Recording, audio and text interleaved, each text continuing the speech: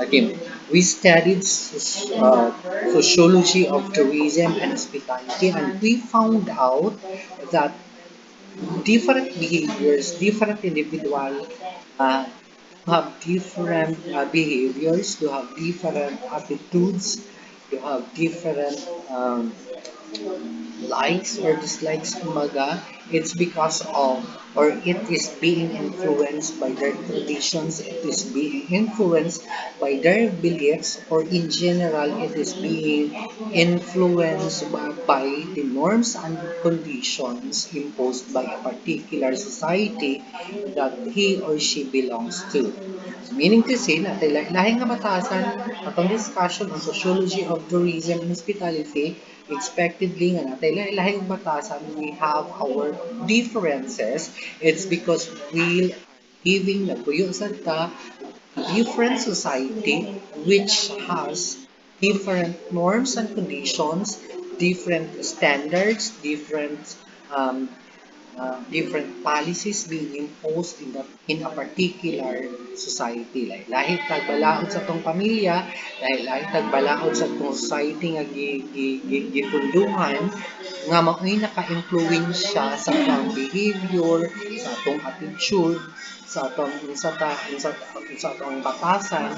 Kini nga mga society naka-influence ni siya gumikan sa atong kaning mga norms and conditions, traditions, beliefs of that particular society. That is why one of our activities is for you to visit and to determine what are the norms and conditions of those different religious sectors in your locality. It's because for us to determine what are those different rules and regulations for us, what are norms and conditions, what are those different policies imposed by those different religious sectors, so that we will understand and we have to respect those different differences. Huh? Expectedly, natay lahi nga differences based on our ethnicity, based on our beliefs, based on our traditions, and it's because one of the importance of tourism is a vital force for peace, and how we are going to employ the vital peace for peace, vital force for peace, if we are not going to understand and we are not going to trust, or we are not going to respect our differences. Sometimes the root of misunderstanding to our differences is the knowledge of those differences, unaware of those differences. Wata kay balo sa atong mga differences, wata nakabalo sa atong mga those different beliefs of others. It's because sometimes your belief may may differ from my beliefs. Your beliefs could be not my beliefs, no? Mga gituan, pwede dili, wala na ko gituan. Masad ko yung mga gituan na pwede wala ni mo mga gituan. And ang root anong ay misunderstanding, disrespect, or mistrust of those differences, it's because lack of understanding. The lack of understanding of those traditions, of those norms and conditions, or of those policies. Huh? So, those sociology of tourism and hospitality, those traditions, those beliefs, those attitudes, those values composed into one culture. That is what our topic will talks about this afternoon. Culture and tourism. No? those those different traditions, those different beliefs, those different behavior that are shared in a society composes into one culture.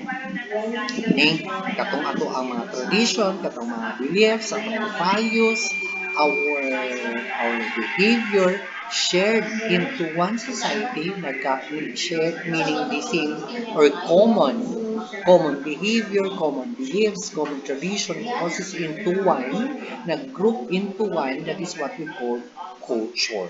No? So again and again, we really have to understand these different individualities. We really have to understand the the the the differences of those individuals, especially so those people working in the tourism hospitality industry. It's because expectedly in our industry we will be meeting different people having different traditions, having different cultures, having different beliefs, and how we are going to handle them according to their behavior. If we do not have the background, if we do not understand their culture, why they behave that way, no? Dili na to malikayan. Ang pinaka-bottom line here nga nung mag-study tag culture, why we have to integrate cultures. The study of culture and tourism and hospitality industry tungod kay sa atong industriya, especially sa ato at tourism and hospitality industry, dili nato malikayan makikita ta, makatagbo ta og lain-lain nga mga tawo, kining mga tawo nagagikan sa lain-laing society or naglain-laing kultura nga nailain-laing batasan, nailain-laing gituoan and tradition as well. No? So, for us to treat them properly, for us to entertain these visitors properly, we have to study backgrounds, we have to study their culture. Nganong yung ani siya kinaiya compared to other tourists, nganong yung ani siya batasan compared to other tourists, it's because of its culture, no? Kultura. Okay, let us first define tourist and let me share you our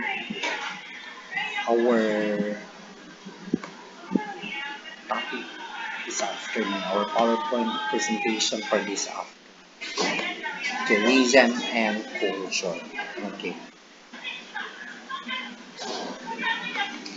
so we have this one. Culture can be defined as a set of beliefs, values, attitudes, habits, and forms of behavior that are shared by a society and are transmitted from generation to generations. Meaning, one culture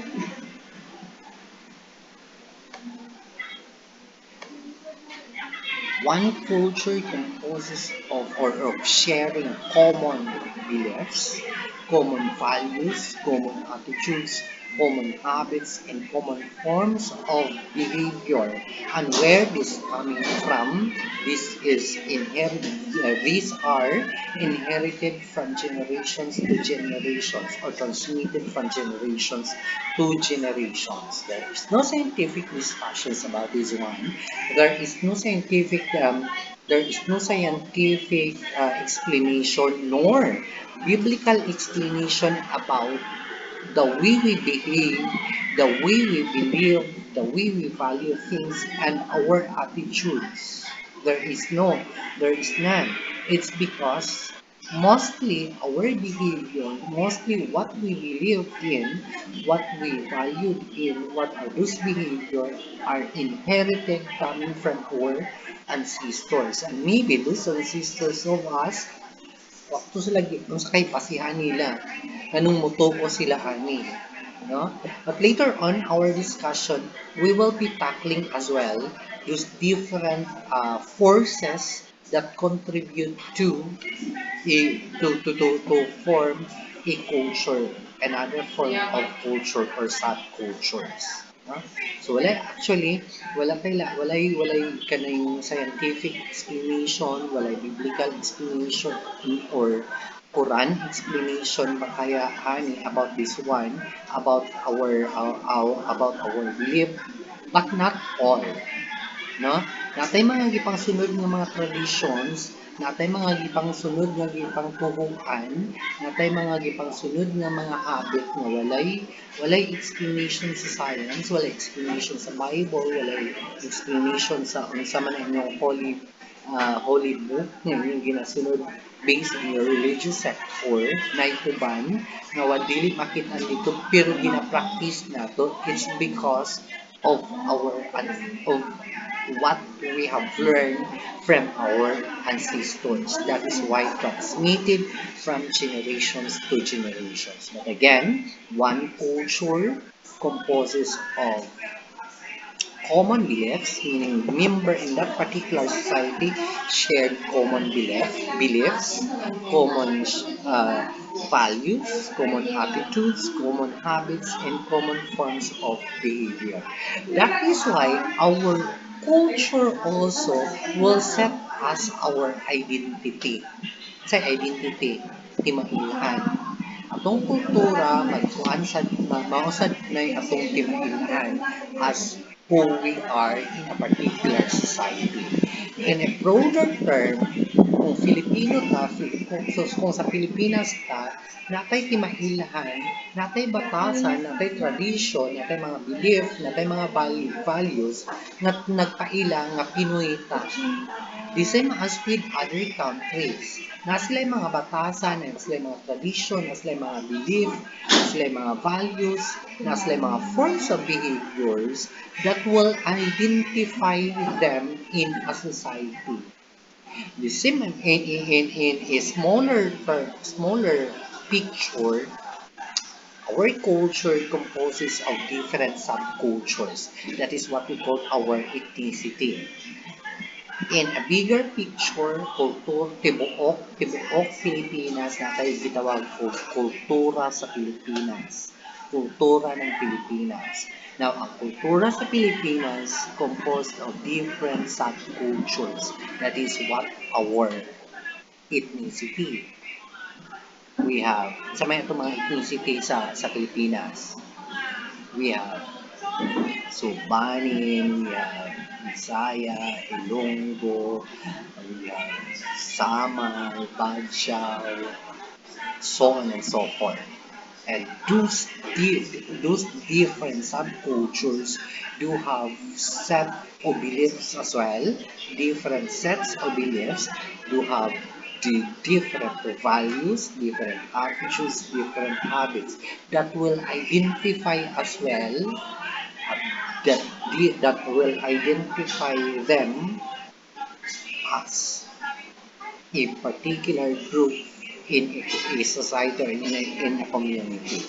Diba atong mga ethnicity, may lihan nato nga, kini nga batasan Muslim ni, kini nga batasan Ilonggo ni, kini nga batasan kuan ni, kaning Subani ni, kini nga batasan Badyaw ni. May identity, may significant differences that will identify the ethnicity of a particular society. The same as with, in the, balik ta sa itong bigger picture, the same as with culture, different countries do have different culture that will identify significant differences that will identify who these people are and where they coming from. Ha? Kita kung kini kultura sa Pinoy nga pagkimik-kimik, man timailhan natin timailhan, no? Di ba? Timailhan sa Pinoy nga kung makaadto og lugar, unsay attitude, unsay values, maka-visit ng other countries, and so on and so forth. Again, let us understand our differences. I just hope nakita ninyo na naagid tayo lahi-lahi, no? Naagid tayo kalahi-lahihan, kanang nagklase-klase gyud ta og batasan, nagklase-klase gyud ta og kuan. Kay aside from the society that we live in, aside from the influence from the society we belongs to, or we belong to, or from uh, meaning community nga we lived in, nasa tayo ato napunsa tayo kani culture. Okay. Why we really have to understand that what we call and to study culture. It's because for us to avoid this what we call culture shock. No? Culture shock. What is culture shock? Lack of understanding and inability to communicate with the host culture. It's very important in our industry, in tourism and hospitality industry, to check the background of our guests, to check the culture of our visitors, especially so if you are handling international visitors, international guests, international customers, or even in our local tourists, you have to understand and you have to study, you have to check the ethnicity of these different people to avoid what we call culture shock. Ngano day, unsa day mahitabo kung may culture shock? This could lead into misunderstanding, which this misunderstanding could be a cause of chaos, could be a cause of trouble, could be cause of conflict that may lead into ruining or spoiling the experience of our tourists or of our visitors to the destination visited. Basig natay mga kining culture shock, dili wala kay balo ba nga mao na day ni ilang kultura, mao day ni ilang tradition, mao day ni ilang belief, niadto ka diadto dito in a particular confrontation of different culture in a particular destination, niadto sa nag-abot sa usa ka lugar, ikaw nga nagtrabaho sa tourism and hospitality industry, wala ka kay balo nga mao day ni ilang kultura, misunderstanding na misunderstanding ninyong duha between you in the tourism and hospitality industry to your visitor or to your guest. Kung naay misunderstanding, basig mo hinungdan nga naay gubot, basig maapoy hinungdan kining misunderstanding nga ma-spoil nimo ang very purpose of our tourist of or our visitors nganong niadto siya sa imong lugar. Back to our discussions in macro perspective, why people engage into travel. It's because they want to satisfy a particular purpose. And we've mentioned and we've enumerated some and a lot of purposes why people engage into travel. Diba? Ito na kung ipang-enumerate what are those purposes. Now, kung misunderstanding, basig magkagugot, basin maun ni siya'y rason nga dili ma-achieve, dili ma-meet sa atong tourist or sa atong visitor ang iyang purpose nganong nibisita siya dito sa imong lugar. Basig ang iyang purpose is for relaxation, but it's because of the receptionist of a hotel, kanya ikaw pa yun to, or it's because of a waiter or a waitress of a restaurant, unya ikaw pa yun to, wa kay balo about their culture, wa kay balo about their beliefs, mao'y hinungdan nga wala niya na satisfy iyang purpose na mahot iyang experience, dissatisfying iyang experience, what will happen? Magkagubot, and we cannot assure or it's a guarantee that this particular tourist having or experience dissatisfaction will not revisit our destination. Wala na. Wala na. Nawala ang purpose of tourism and hospitality industry. Then atong purpose, we are after of repeat customers, repeat visitors, magbalik-balik og bisita sa atong tourist destinations. No? Then niya kitay rason nga ingon ana, a very good example is nganong natay nganong atong activity gipapangita ta mo different norms and conditions, different policies, different standards of a religious sector.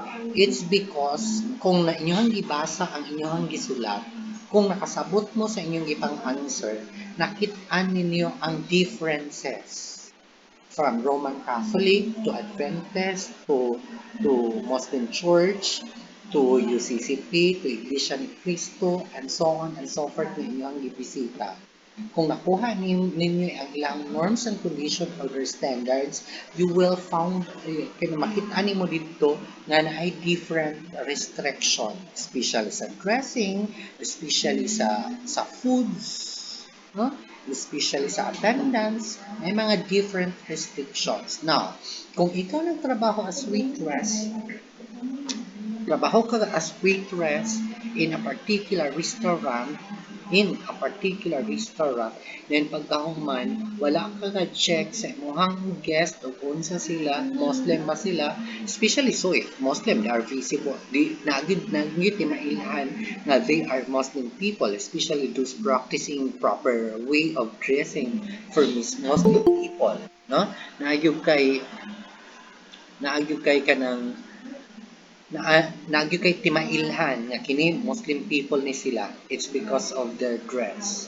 And kung wala kay background about their culture, especially so their food restrictions, unsay pinakabawal nila, serving spoon gitugsaw nimo dito sa pork, gitugsaw nimo sa pork, at the same time itugsaw na pud nimo sa ilang pagkaon, basig mapusilan ka diretsyo, no? Basig makuanan ka diretsyo. It's because you do not understand their culture na. Ngayon, kag wala man gugo na kay balo, sir, nadili na na pwede sa pang industry. Wala ka na kay balo.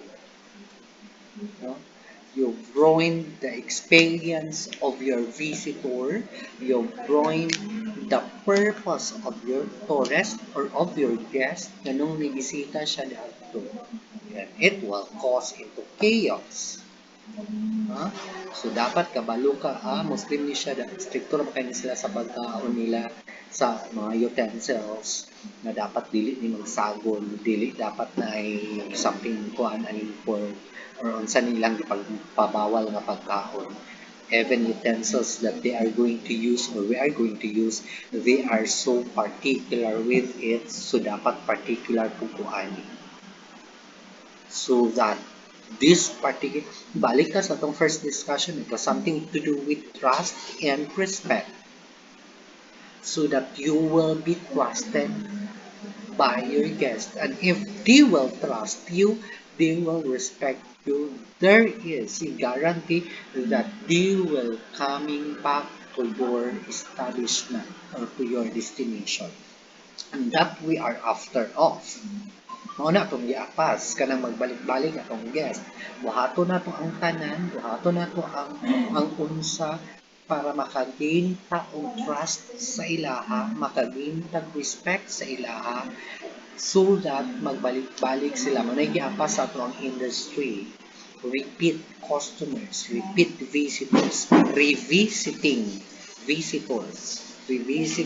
of tourists to our destinations. So let us katong ginara nato nga example last meeting ba about kining about the traditions about this one kaning kung Pinoy, di ba katong kung receptionist ka, kung ang mga receptionist, especially so one of kining marketing strategy sa manager nga pasasaninaon og sexy lang receptionist kay mao yung makingatubang og guest. Kung American culture, di ba, they are known for being bold to their language, they are very frank to their language, to their appreciation. Kung American sila, maadto sila dito makita sa imuha kung dako kag tutoy, makitaan ka nga dako kag tutoy, automatic mo ingon na sila nga dako kag tutoy. And it's normal to their culture. It's because they are known for being bold. They are known for being frank.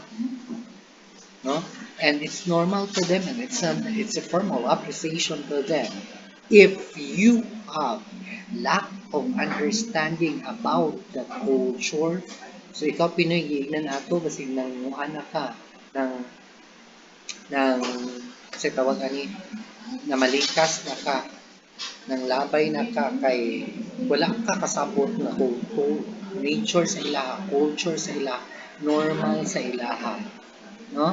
So what if sir Pinoy ang moingon ako ana sir, Pasuko ba ko sir, pariharan mi sa Pinoy. Gignan ko sir nga nakuha ni mo tutoy oy.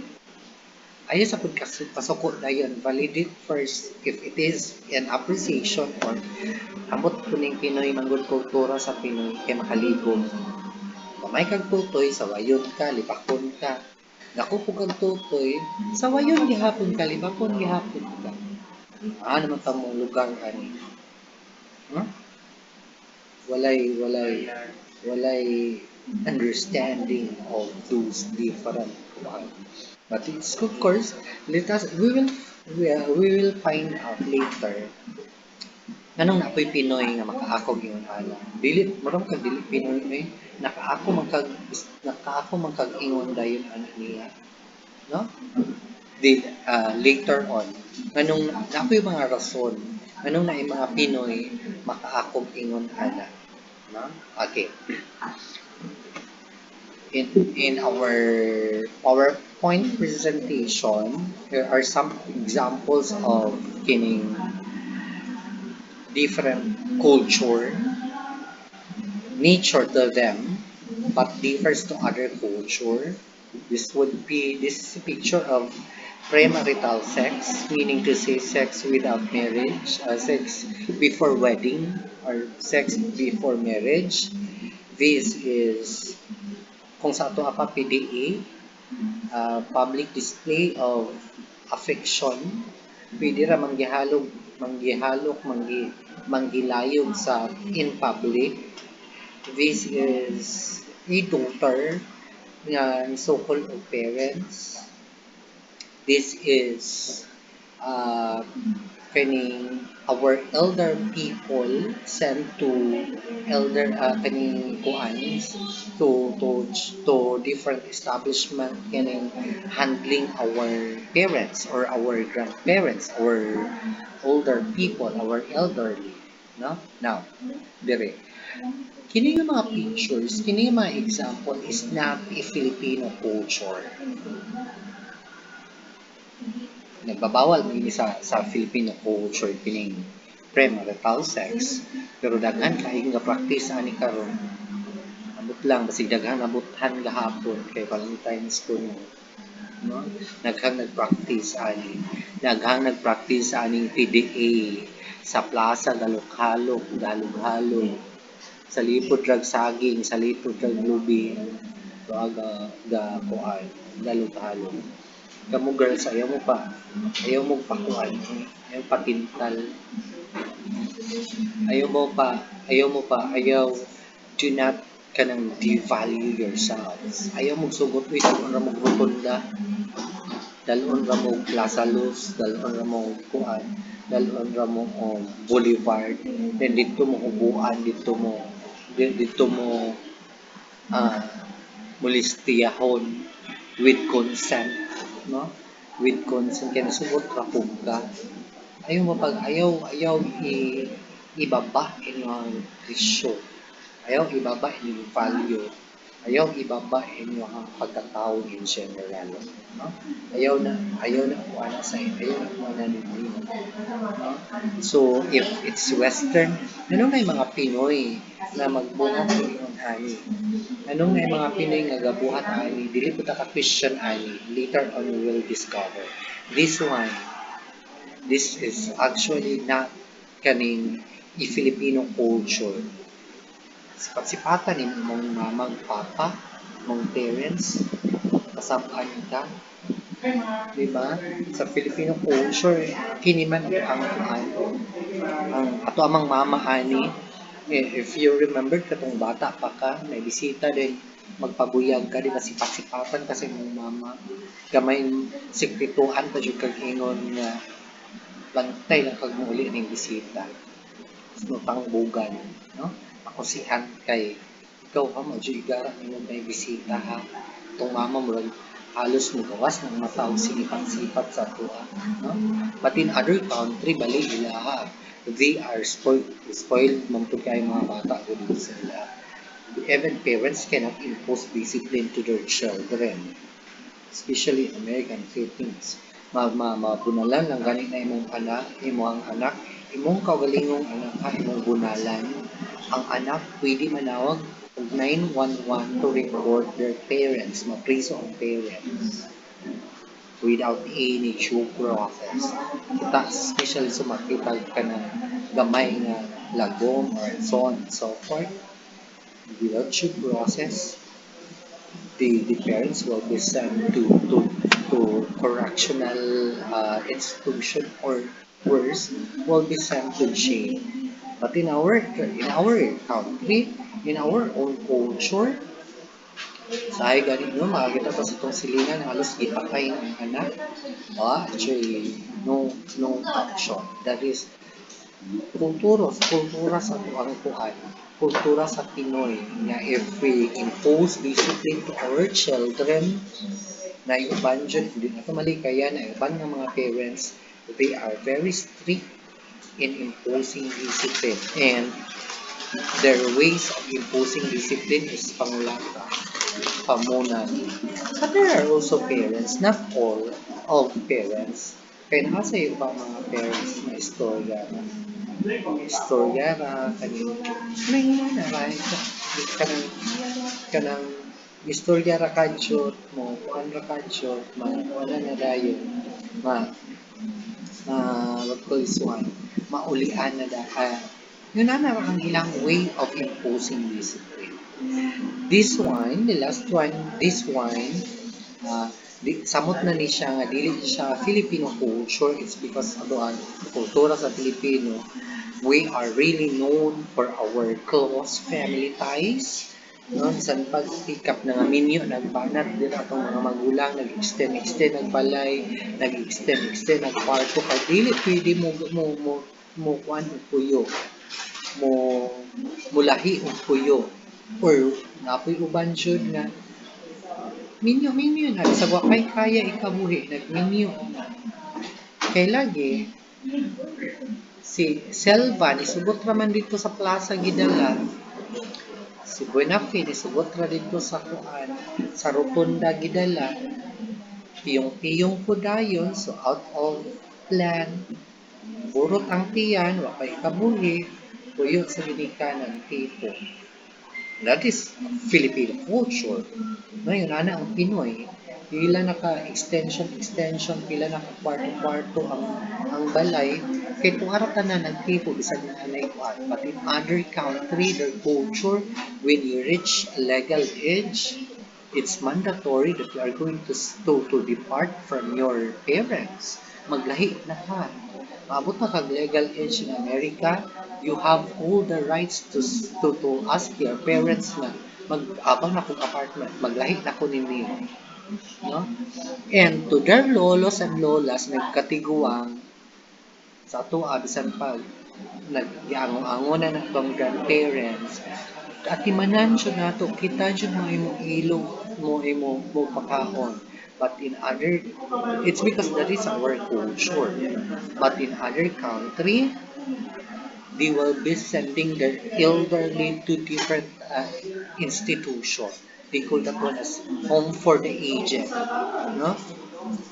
Padala di adto, na ilahi atiman, dili na ang anak mo atiman. Nahimo na ba siyang responsibility of our children na usahay po makuha na po na ito atong parents, no? Kay sa iladyong ba mo mong gikan ba nga mga anak taoy may nalang na imong atiman nato inikatiguang nato na, no?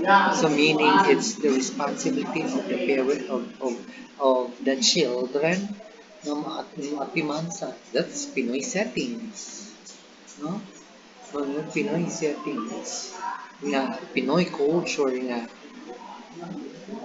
mga anak ka kay para na matiman nato ini katiguang responsibility, you are passing the responsibility of to your children na usahay sad na sad burden to your children, no?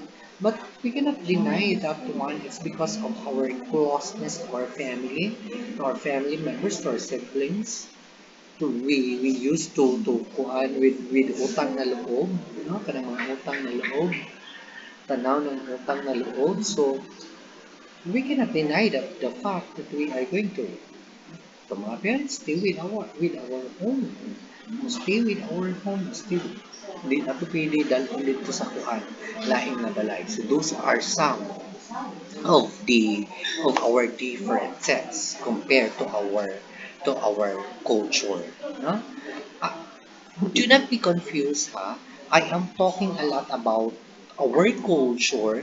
It's because during your report, you will be talking different culture of other countries. Especially so, those countries belong to ASEAN communities. It's because those are what we are going to report.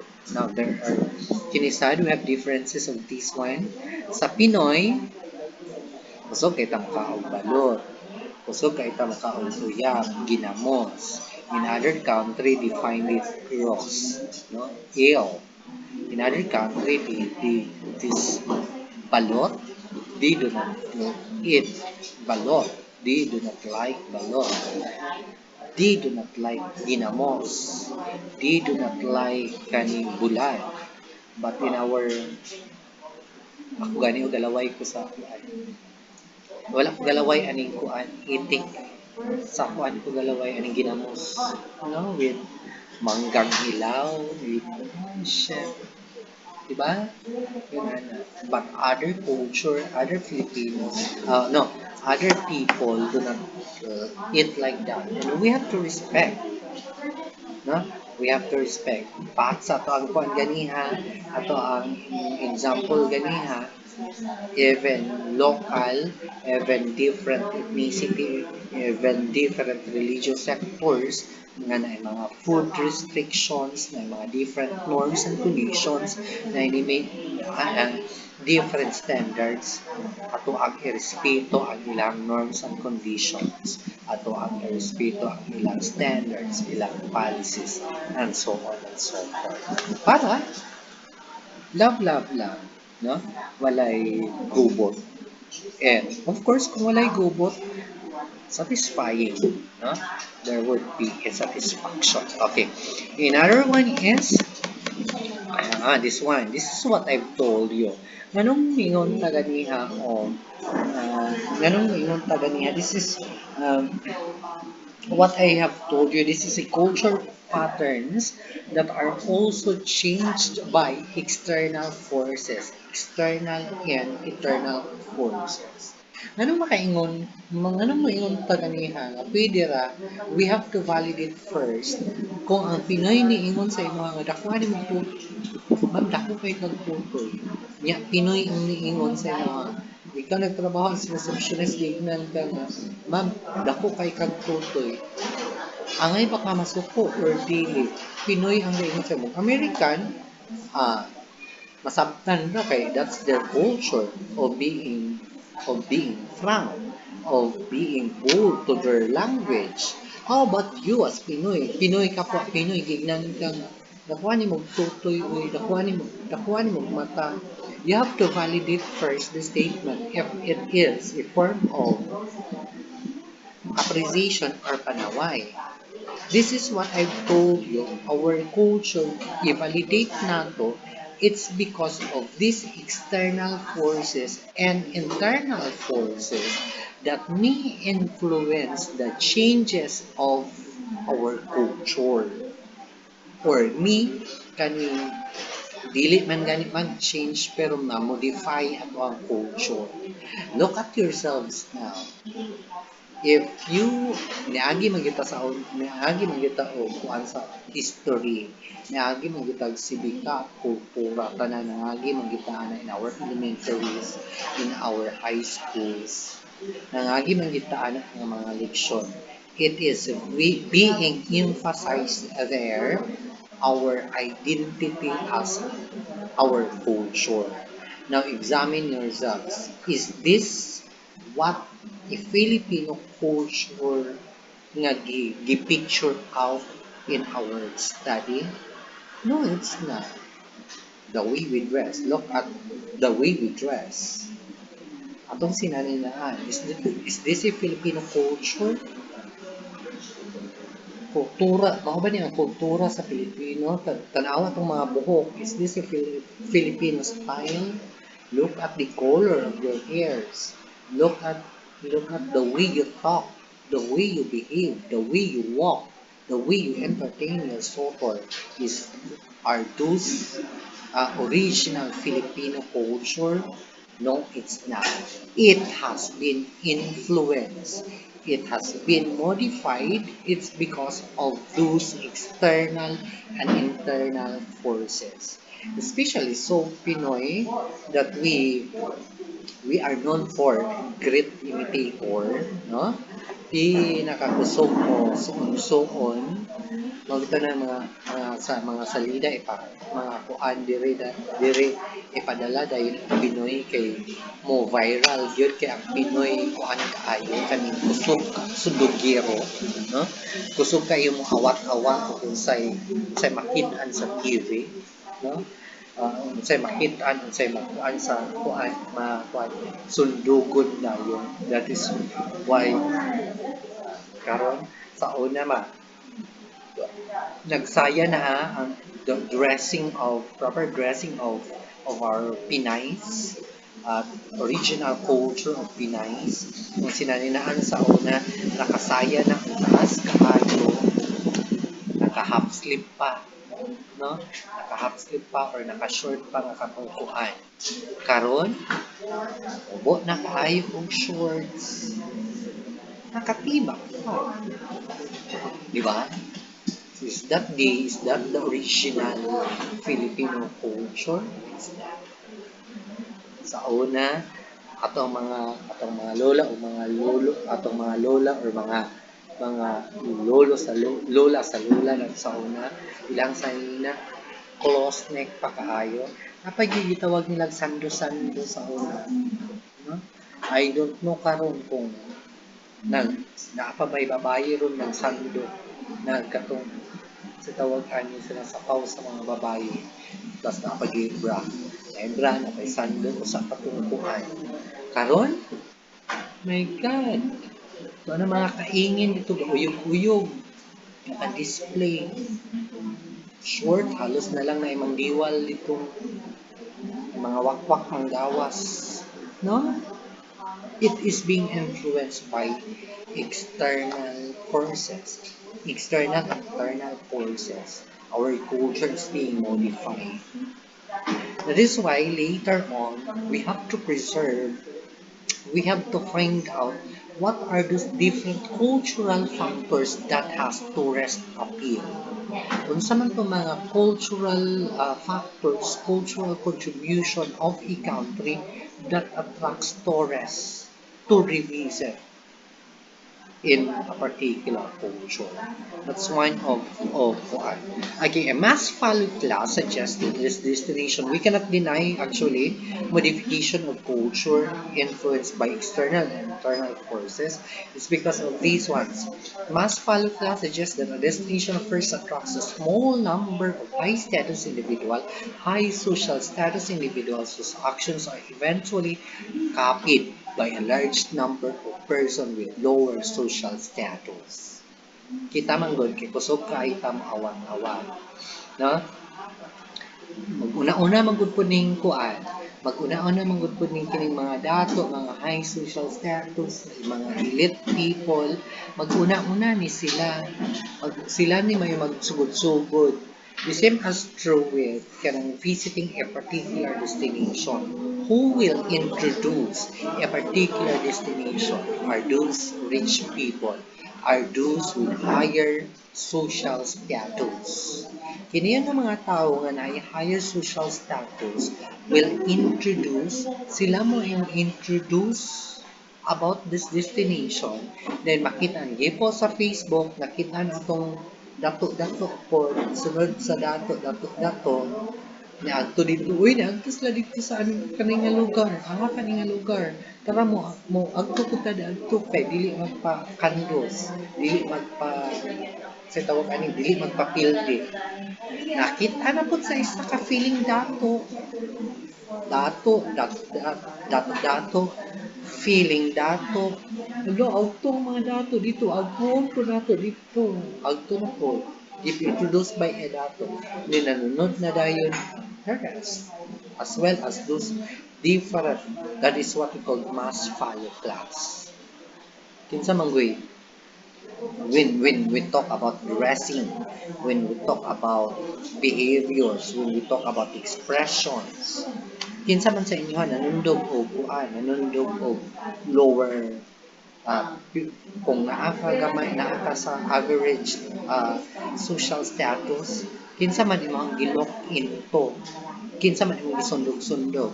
Ardos, medyo taas-taas ni mo og status.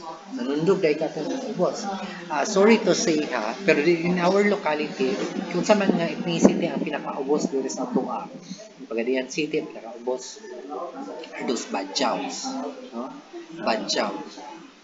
So, I am sorry to say, there is ato ang locality, but not all of the community ha, not all of the locality ang medyo ubos of social status are Badyaw.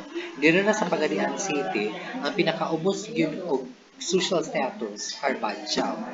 Na naabay sa inyo nga diri nagsudsud lang yun anak kung sa yun anak na itong suoton. Di ba wala? Wala na itong batasan, di ba wala? It is influenced by those people belongs to or who has a higher social status. That is what we call mass follow class. Okay. The very purpose, again, the very purpose of studying or the importance of studying culture in tourism is promoting cultural relation and international cooperation. This is what I've told you since we are for a better understanding of our individual differences, of our different culture. That is why we really have to study different cultures, especially not so, but especially those what we call this one, those katulang silingan sa ang country. Philippines silingan lang, Singapore, and so on and so on. Let's kuhain ni kay bitin siya karon nato i-discuss tanan, bitin pud siya i-discuss nato next meeting tanan. So aton ko nga on cultural factors with tourist appeal so that dili sa inyo malibog, dili sa mo maglibog with the discussions. No? So let's end our discussion this afternoon, and this time questions or clarifications. Cultural factors with tourist appeal will be discussed next meeting, that is on Thursday. Mabitin, magahong pa sa oras ng tiwaso na to karon, dili na to matiwas, tunga na lang ako for the next meeting. Questions or clarifications para dili sa mo maglibog with the discussions. Questions or clarifications? Post it now in our chat box so that we can filter that one later on. Or you can actually air your questions live if you just turn on your microphone.